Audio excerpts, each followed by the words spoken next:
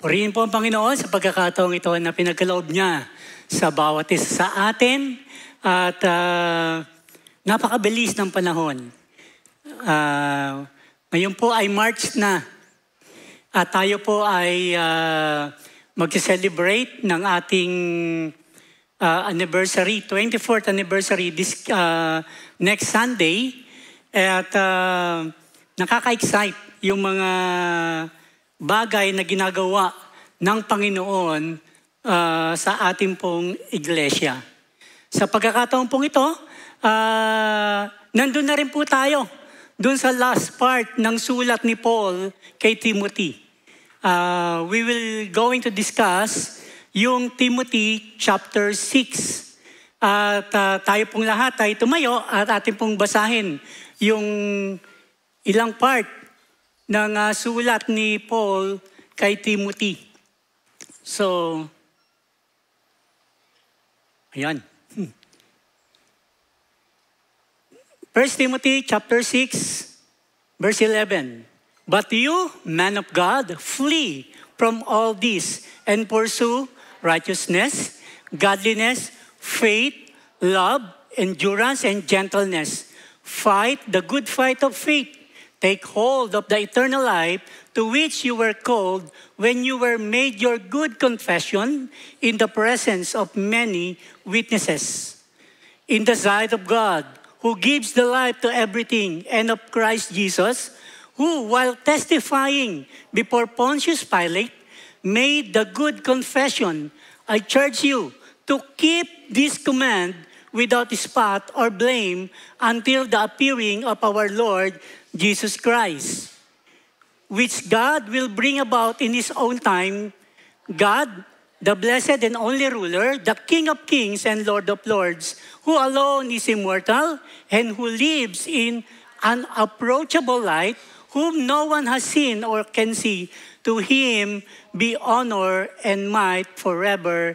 Amen. Tayo pong lahat ay manalangin. Heavenly Father, we are so thankful sa pagkakataong ito na kami ay sama-sama na muli ay tutunghay sa iyong salita. We pray, O God, that you will continue to open our minds and our heart that we may see the goodness of your word. In Jesus' name we pray. Amen and amen.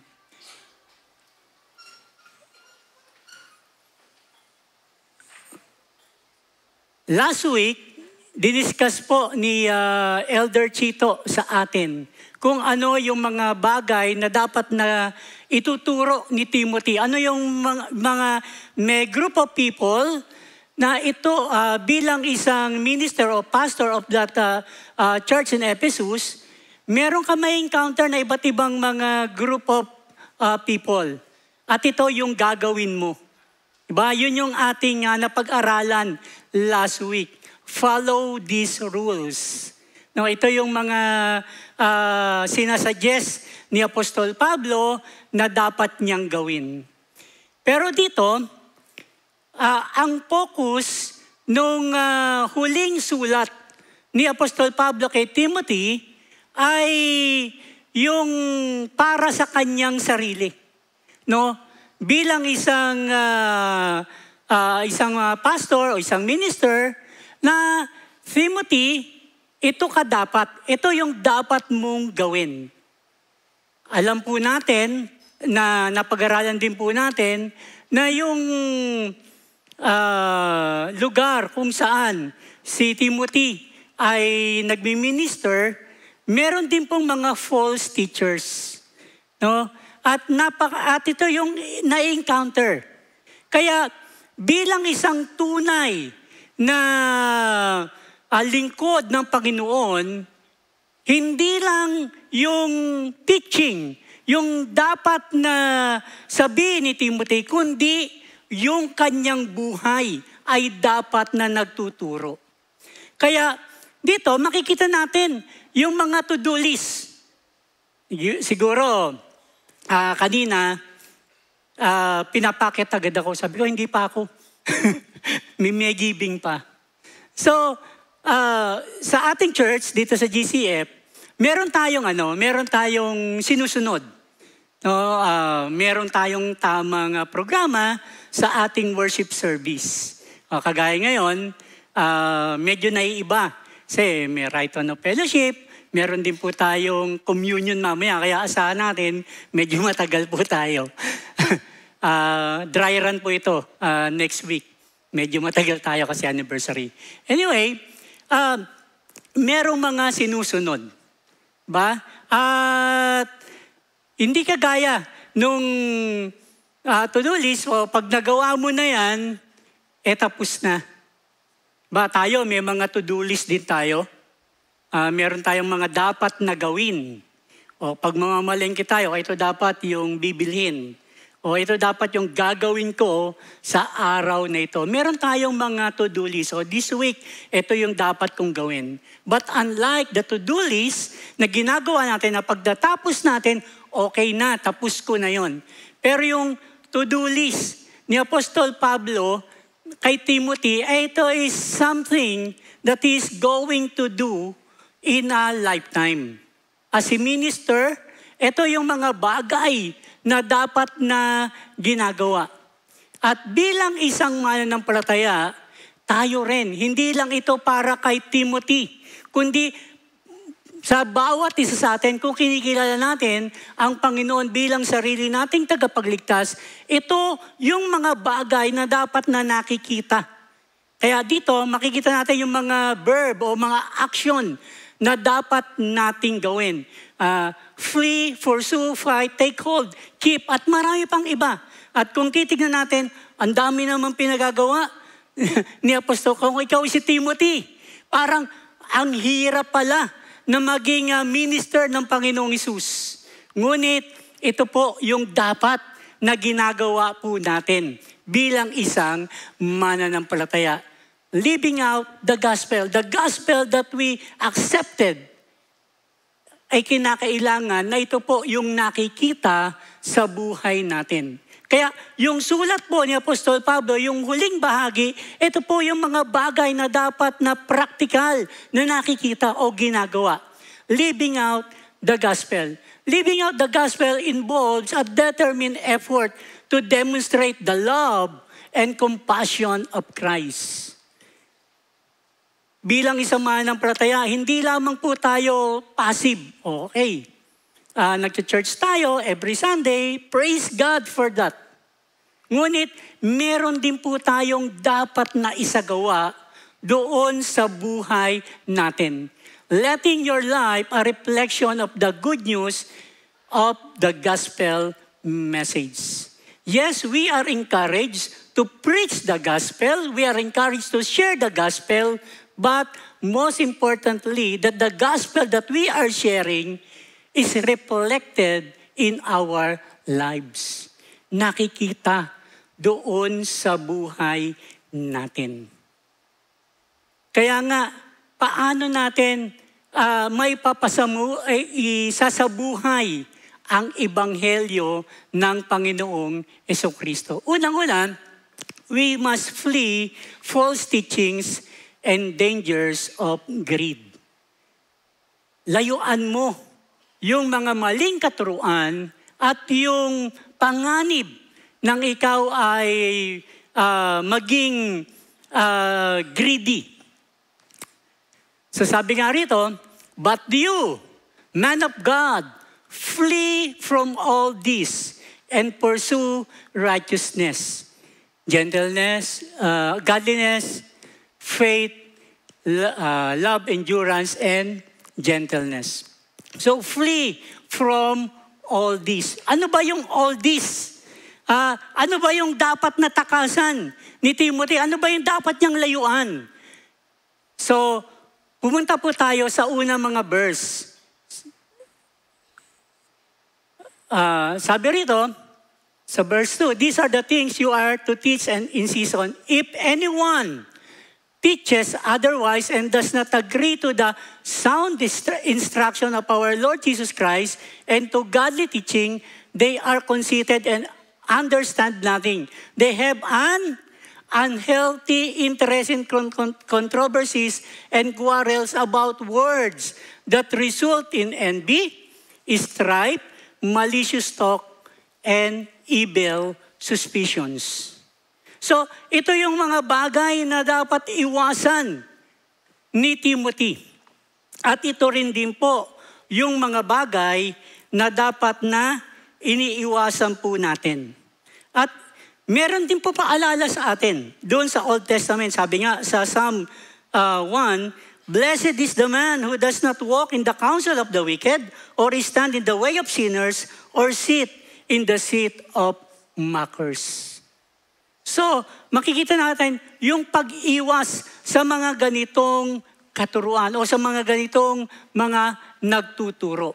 So, ito po yung mga false teaching. False teachings do not agree with the sound words. Naniwala po tayo dyan. False teachings do not agree with the word of Jesus.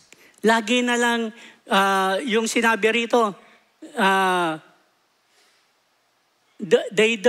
they does not agree to the sound instruction of our Lord Jesus Christ and to godly teaching.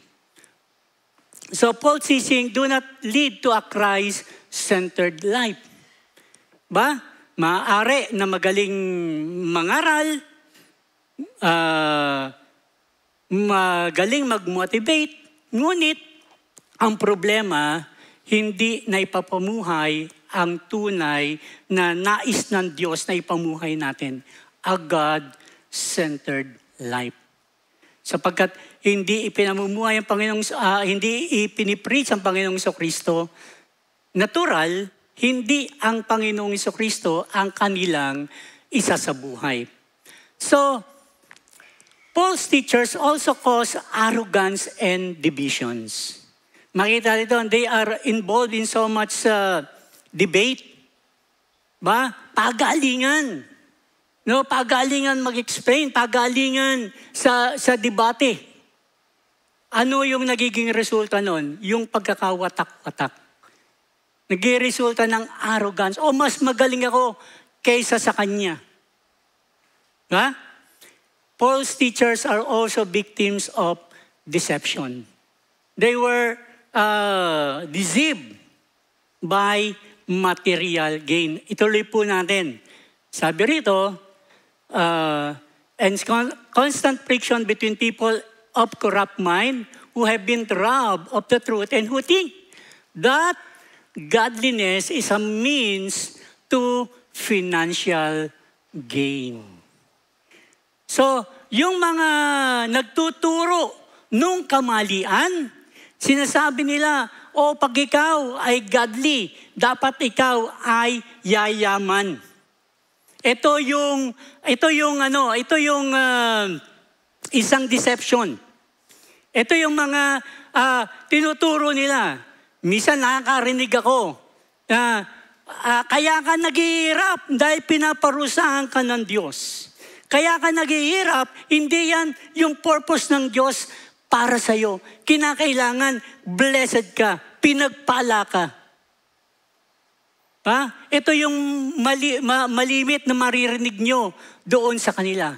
They are saying that godliness is a means to financial gain. Na pag ikaw ay nasa Panginoong Jesucristo, dapat successful ka sa buhay. Yes, merong truth about that na tayo ay pagpapalain din ng Panginoong Jesucristo, ngunit hindi po yun yung dapat na focus. Hindi po yun yung kaya ka lang mananalig sa Panginoong Jesucristo kasi gusto mong mapagpala. Gusto mong yumaman. At maraming mga tao ang nadideceive ng ganung katuruan. That they are going to church, they are being faithful doon sa mga teachers na ganon. They even give their wealth to them. Kaya yumayaman yung mga maraming mga false teachers. Kasi ito yung sinasabi na dapat material na bagay, dapat pinagpapala ka. Yung blessing, dapat lagi mong nararanasan. ang hindi nila alam, the godliness itself is a treasure. No? Yung ikaw ay tunay na tumanggap sa Panginoong Kristo, na ikaw ay pinatawad ng Panginoong Kristo, na ikaw ay tatanggapin ng Panginoong Kristo sa langit in spite of your sinfulness, yun ay napakalaking biyaya, napakalaking kayamanan na ating tinatangkilik. They were deceived by the earthly focus. They also deceived that yung tunay na happiness ay makikita lamang doon sa kayamanan. Ba? Masaya naman. Masaya. Gusto naman na talaga natin na tayo ay ma-improve yung ating buhay. Ba? Wala naman siguro na gustong maghihirap dito. Merong mga extreme naman na sinasabi na dapat kung ikaw ay mananampalataya, dapat makita sa'yo na ikaw ay naghihirap gaya ng paghihirap ng Panginoong Kristo. Hindi naman po ganun. Ngunit dito, yung mga nagtuturo ng maling katuruan na sinasabi na yung kasiyahan ay makakamtan mo dito sa lupa. They were also deceived of false sense of ownership. Na yung mga possessions na meron sila, ito yung pag-aari nila. Ito ay galing sa kanila. Ito ay galing dahil sumampalataya ako sa Panginoong Kristo, dahil sumusunod ako sa Panginoong Kristo, kaya ako mayaman. Ito ay effort nila. So, ngunit si Apostol Pablo ay meron ding sinasabi. Kung ito yung mga maling pananaw tungkol doon sa kayamanan, meron din po siyang sabi rito, but godliness with contentment is a great gain. No? For we brought nothing into the world and we can take nothing out of it, but if we have food and clothing, we will be content with that. No? Being a Christian, nararapat lamang na maging kontento tayo kung ano yung meron tayo. Kung ano yung ipinagkatiwala sa atin ng Diyos. Hindi ko sinasabi na wag na tayong mag-improve. Yes, iniisip din po natin yung ating future. Gusto natin makapagtapos tayo. Gusto natin na meron tayong mga pangangailangan. Ngunit sa ngayon, kung ano yung ibinigay ng Diyos sa atin, dapat po nating ipagpasalamat ito sa Panginoon. Ano ba yung kalagayan mo sa buhay mo right now? You are satisfied with that. Ba? Kagaya ni Apostol Pablo, sabi niya, I learn how to be enriched and I learn how to be abased. Sinasabi niya na natutuhan ko kung nung meron ako at natutuhan ko rin yung paghihirap. Ano man yung sitwasyon niya sa buhay niya, satisfied siya. Kaya sabi rito, godliness with contentment is a great gain. Nagpapasalamat tayo sa Panginoon kung ano yung tinatangkilik natin ngayon, kung ano yung possession natin ngayon. We are praying. No? Sa tulong ng Panginoon, tayo ay umangat yung ating buhay, ngunit alalahanin natin na yung buhay natin dito sa lupa ay temporal lamang.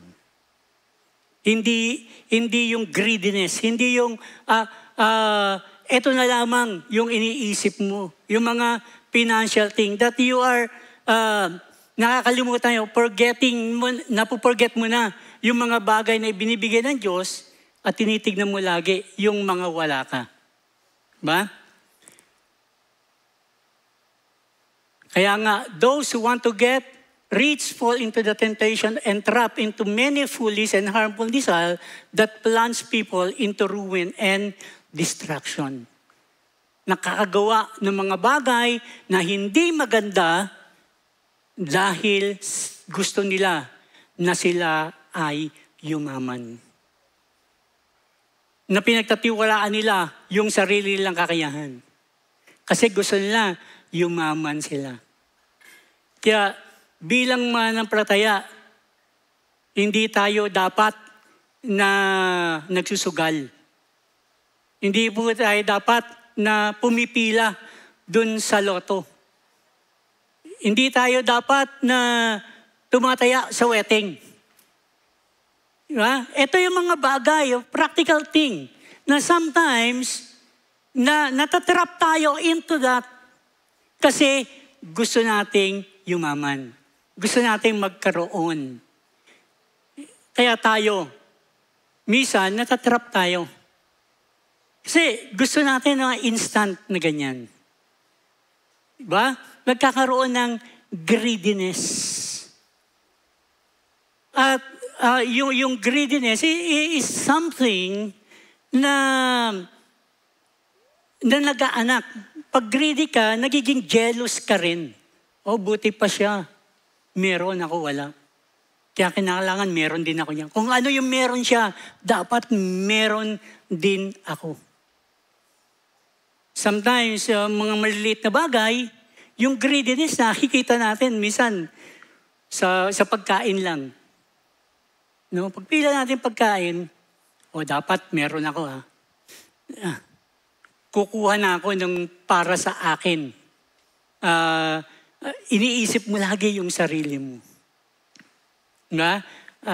Bibigyan lang tigi-tigisa, pero dahil meron kang greediness, dapat may extra ako. Dapat lamang ako sa kanya. Diba? Yung mga maliliit, nagkukumpisa sa maliliit na bagay. At yun ay lumalaki. Kahapon lamang, nung bumibili kami ng pandesal doon sa kanto, yung malunggay pandesal, may isang matanda. Ang hirap na siya, lumabas siya sa tricycle. Sabi niya doon sa nagtitinda, kahapon, nagbigay ako ng 30 pesos. 6 lang yung binigay mo sa akin. Talaga naman pong 6 lang. Talagang sigaw na sigaw siya. Kulang lang isa. 5 pesos po yung isa. Pero wag niyo akong sigawan. Bibigyan ko naman kayo. Greediness. So, imagine, just for a piece of bread na 5 pesos, sisigaw ka. No? Tinatawa, sabi, nakakotse kami kahapon. Kulang yung ibinigay mo. Biruin mo, greediness. No? Gusto mo makalamang lagi, gusto mo, ayaw mo maisahan. No? Ito yung isang bagay na dapat nating iwasan bilang mananampalataya. At meron ding sinasabi, back to dito, we must put hope in God instead of wealth because wealth is temporal, wealth is uncertain, wealth is deceitful, and wealth causes arrogance. Diba? Tama? Yung kayamanan natin, yan po ay temporal lang. Uncertain, maaring mawala yan. Anytime, pwede mawala sa'yo kung ano yung meron ka ngayon.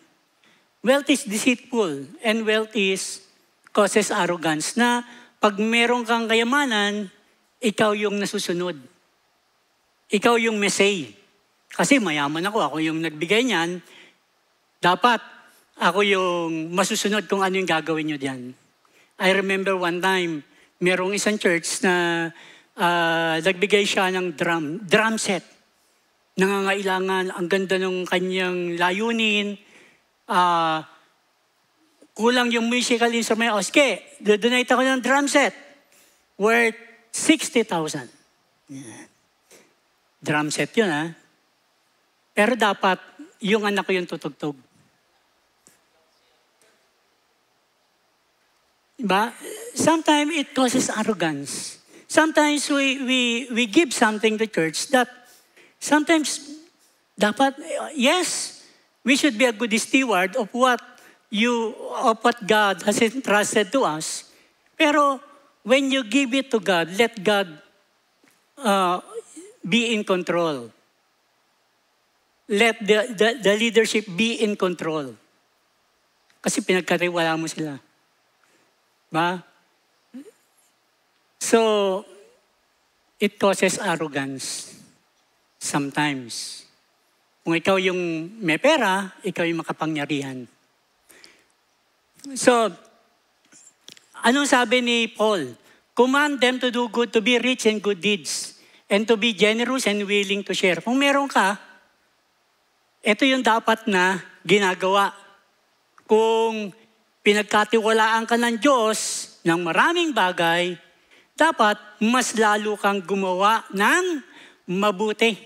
Mas maging generous ka. In this way, they will lay up treasure for themselves as a firm foundation for the coming age, so that they may take hold of the life that is truly life. Put hope in God. Do good, be rich in good deeds, be generous, and be willing to share. Kung ikaw ay pinagkatiwalaan ng Diyos, ito yung dapat mong gawin. Nagpapasalamat ka dahil, Lord, salamat. Dahil nakakaangot ako sa buhay. Salamat dahil pinagpala mo ako. Pero kung ikaw ay pinagkatiwala sa iyo ng Diyos yan, we should be a good steward on that thing. Kaya nga, una, sinasabi ni Paul kay Timothy, iwasan mo yung mga, hindi lang yung mga false teachers, tignan mo rin yung sarili mo na hindi sa material na possession ka tumitingin. Diba? Baka magkaroon ka ng desire doon sa mga bagay na ganyan. Kaya sa atin din, living out the gospel, we should avoid those false teachers and false teachings, and we should avoid yung greed. Pangalawa, how to live out the gospel, follow after godly living. Kung meron kang dapat na iwasan, ito naman yung dapat mong ginagawa. Follow after godly living. Sabi nga, but you, man of God, flee from all this and pursue righteousness, godliness, faith, love, endurance, and gentleness. There are 6 virtues that Paul described to Timothy. Ito yung dapat na ginagawa mo. Ito yung dapat na pinupurso mo. Ito yung dapat na pinipilit mong gawin. Ba? Kinakailangan manatili sa iyo yung righteousness. Righteousness is doing the right thing. In spite of other people doing wrong thing, dapat nang doon ka lagi doon sa tama. Righteousness is something na ibinigay sa atin ng Panginoon. We are not righteous before God then, ngunit nung tayo ay tinanggap natin siya bilang Panginoon at sariling tagapagligtas, tayo ay nanampalataya sa Kanya, the righteousness of God ay nasa buhay natin. At yung righteousness na yun ay dapat na nakikita rin sa atin. Na meron man nakakita o wala man nakakita, ginagawa natin kung ano ang tama. Ba? So, hindi lang sa church ka gumagawa ng tama. Ginagawa mo lagi yung tama. Godliness. Godliness is respect for God, a lifestyle of seeking to please God. Pagiging makadiyos. Ba? Yung buhay mo na ninanais mo lagi na makaniig ang Panginoon. Faith, trust in the faithful character of God, in His goodness and in His power. Diba? Nananampalataya ka sa pwedeng gawin ng Diyos sa ating buhay. Love is the selfish love modeled by Christ. Dapat nakikita sa atin yung pag-ibig, yung pagmamahalan doon sa isa't isa. Endurance, ba? And gentleness or meekness. Endurance, in spite of the challenges that we're going to face in our Christian life, we have to endure. Hindi naman nangangahulugan na porke Kristiyano ka, wala ka ng problema. Magkakaroon ka pa rin ng challenges sa buhay. Gentleness is how you react. No? Hindi laging mainit yung ulo natin. How we speak. Diba? Minsan, ang hirap, no? Minsan nag-react agad tayo sa isang mga bagay na ang liliit na bagay, pero pinapaalalanan tayo ng salita ng Diyos that we should be gentle. No, we should be gentle the way we react to things. So, gentleness. We must pursue it. We must follow after it. Ito yung mga bagay na dapat na nakikita sa buhay natin. Kasi kung ikaw ay sumampalataya sa Panginoong Kristo, sigaw ka na sigaw, ang mga tao ba maniniwala sa iyo? Kung ikaw ay nanampalataya doon sa Panginoong Kristo, pero hindi mo ginagawa yung tamang bagay, nandadaya ka pa rin, sa palagay mo, maniniwala ang tao sa pinipreach mo. So, we must pursue those things. Alam natin mahirap. Kasi napapalibutan tayo ng mga kasalanan, ngunit ito dapat bilang mananampalataya, pursue on this thing. No, follow after this thing. Ito yung sinasabi, paalala ni Paul kay Timothy. Pangatlo, fight the good fight of faith. Fight the good fight of faith. Ipaglaban mo. So, fight the good fight of faith. 1 Timothy, verse 6:12. Sabi rito, fight the good fight of faith. Take hold of, eternal life, to which you were called when you were made your good confessions in the presence of many witnesses. Fight the good fight of faith. Living out the gospel usually involves struggle. Nung tayo ay nanampalataya sa Panginoong Kristo, meron tayong paglalaban, merong struggle lagi, merong battle within us. Battle within us, ano ba yung mga struggle na yan? Sabi nga doon sa Ephesians chapter 6, for our struggle is not against flesh and blood, but against the rulers, against the authorities, against the powers of this dark world, and against the spiritual forces of evil in the heavenly realms. So, maliwanag na bilang isang Kristiyano, patuloy at patuloy tayo na nakakaranas ng mga challenges o struggle na ahamon sa ating pananampalataya. Our struggle against the desire of the flesh.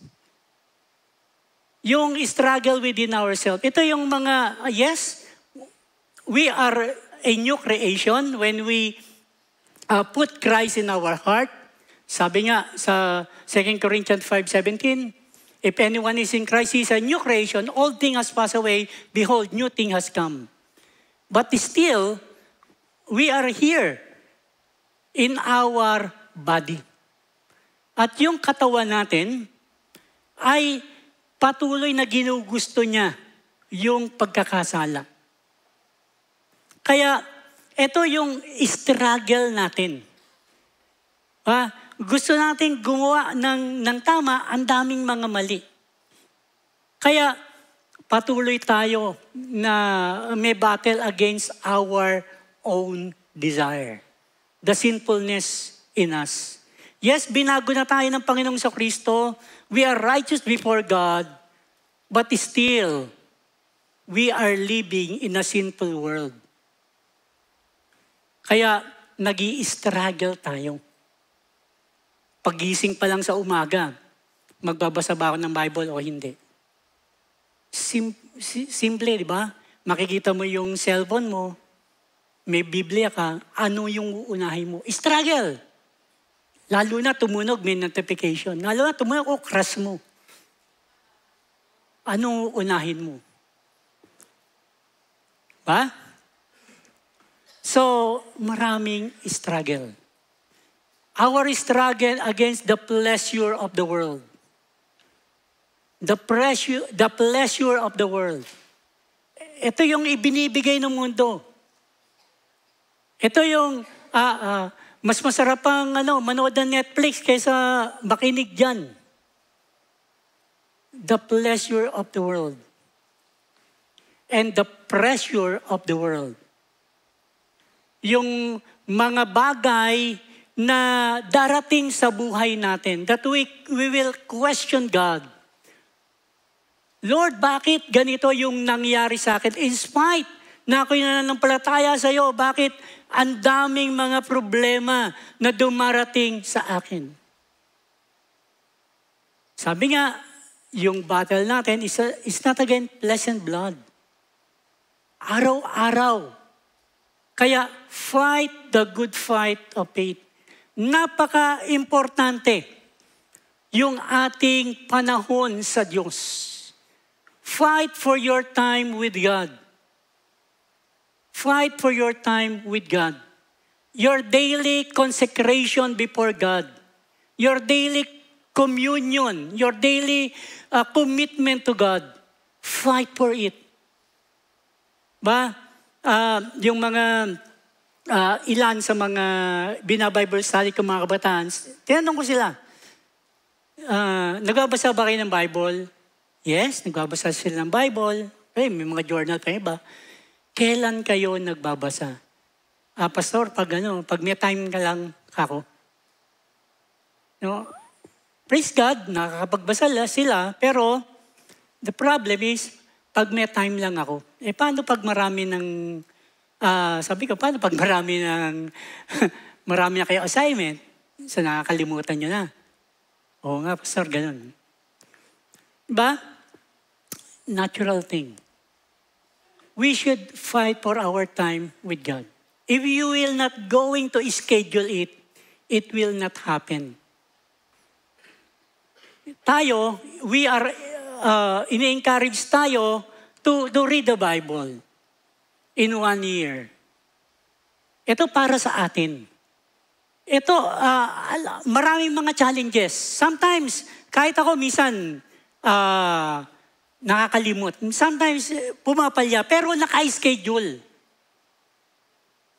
Kasi kung hindi mo i-schedule, hindi mangyayari. Kaya, yung challenge ko, maglagay ka ng definite time. And fight for that time. No, ipaglaban mo yung oras na. Yung oras na to para sa pagbabasa ko ng Biblia. Yung oras na to para sa Panginoon. Hindi ko to pwedeng ibigay. Fight for it. Maraming temptation. Maraming agaw ng oras na yan. Pero fight for your time with the Lord. Fight for your time with the Word of God. Ba? Fight the good fight of faith. Maraming temptation, maraming trials na darating sa buhay natin bilang mga Kristiyano, ngunit ipinaglalaban natin yung ating pananampalataya. Pinaglalaban natin yung oras natin sa Panginoong Jesucristo. Ilagay mo, maglagay ka na ng oras. Kailan ako magbabasa, ilan yung babasahin ko. It may not be perfect, hindi mo maaari na isang araw, hindi mo magawa, pero bumabalik ka. Hindi yung kung kailan mo lang magustuhan. Kung kailan lang may time.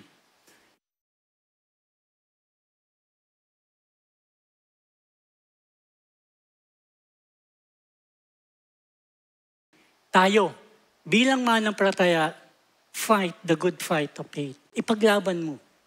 No? Maraming aagaw sa oras mo, maraming aagaw sa attention mo. Pero if you focus on God, Lord, binibigay ko na itong oras na ito, 30 minutes of my time. Babasahin ko yung Biblia, mananalangin ako, magme-meditate ako yung salita mo. Para sa iyo to. Tumunog man yung cellphone ko, hindi ko muna sasagutin. Kasi yung oras na to para sa iyo. Fight for your time with God. Lastly, we should faithfully protect and proclaim the gospel. Faithfully protect and proclaim the gospel. Sabi nga, take hold of the eternal life to which you were called when you made your good confession in the presence of many witnesses, which God will bring about in His own time. God, the blessed and only ruler, the King of kings and Lord of lords, who alone is immortal and who lives in approachable light, whom no one has seen or can see. To Him be honor and might forever. Amen. Mag-jump tayo sa verse 20. Sabi rito, Timothy, guard what has been entrusted to your care. Turn away from godless chatter and the opposing ideas of what is falsely called knowledge, which some have professed, and in so doing have departed from the faith. Grace be with you. So, sinasabi rito ni Apostol Pablo kay Timothy, ito yung in-entrust ko sa iyo, ito yung gospel, ito yung binigay ko sa iyo na dapat mong ibahagi doon sa iba. At dapat mo ring protektahan. Maraming mga false teachers, pero dapat nanatili ka na pinoprotektahan o ginaguard mo yung gospel ni Christ. So,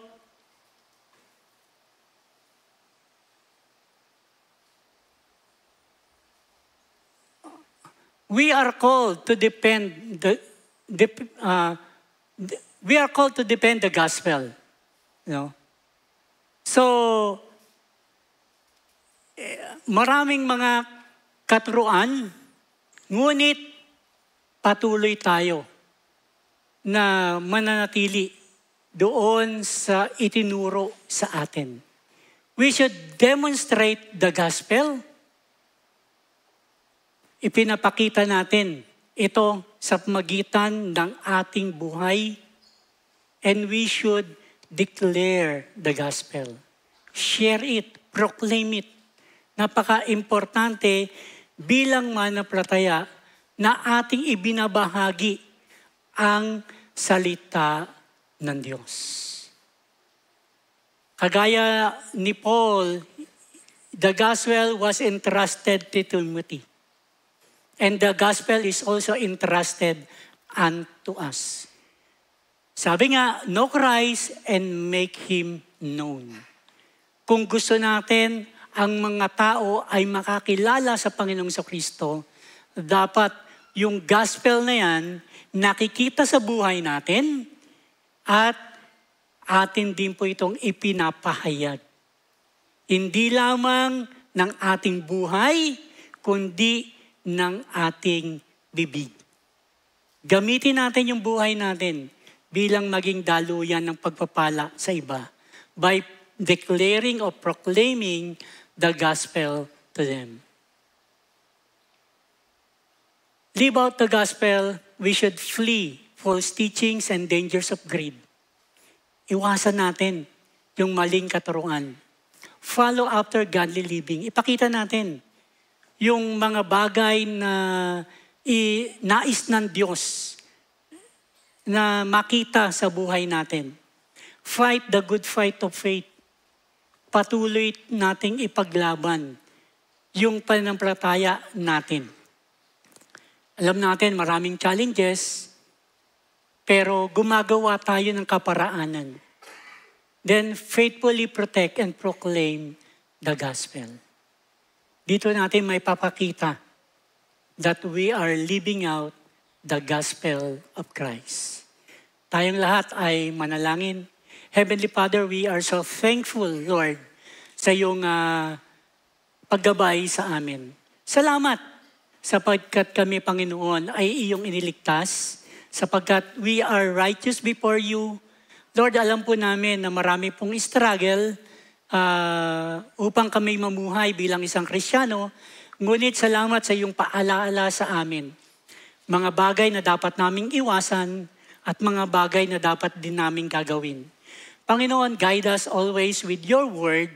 And Lord, we pray that our lives ay maging reflection ng ebanghelyo na aming tinanggap. Lord, we pray that our lives be a reflection of your good news. That the people may see the gospel within us, Panginoon. Hindi lamang nila ito marinig, kundi makita sa bawat isa sa amin. Purihin ka, O Diyos. Ito po ang aming samadalangin. Sa pangalan ni Jesus. Amen and amen.